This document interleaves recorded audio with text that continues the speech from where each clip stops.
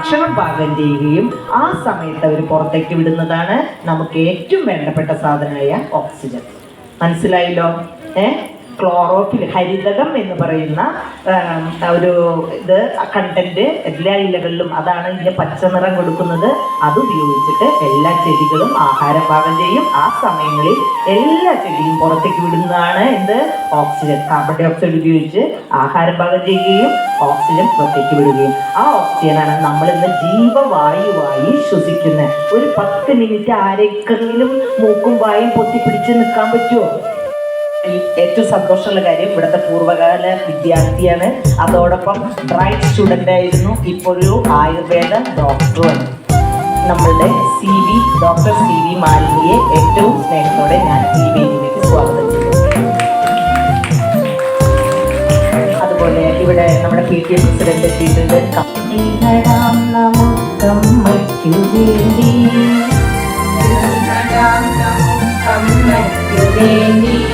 ഒരു കൈ നടാം കൊച്ചുമക്കൾക്കു വേണ്ടി, കൈ നടാം കൊച്ചുമക്കൾക്കു വേണ്ടി. എത്ര നാളേക്കോ ഇനി എത്ര നാളേക്കോ ഇനി കാണും കാടും മേടും. എത്ര നാളേക്കോ എത്ര നാളേക്കോ ഇനി എത്ര നാളേക്കോ. നാം ഇന്നു കളയുന്നോരോ തുള്ളിയും എത്ര നാളേക്കോ ഇനി എത്ര നാളേക്കോ. ഇനി കാണും കാടും മേടും. എത്ര നാളേക്കോ എത്ര നാളേക്കോ ഇനി എത്ര നാളേക്കോ.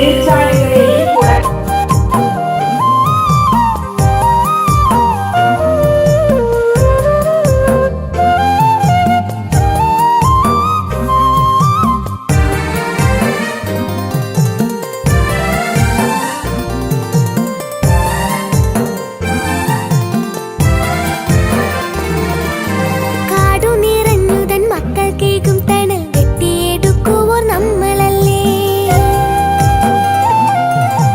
കാടു നിറഞ്ഞുതൻ മക്കൾക്കേകും തണൽ വെട്ടിയെടുക്കുവോർ നമ്മളല്ലേ.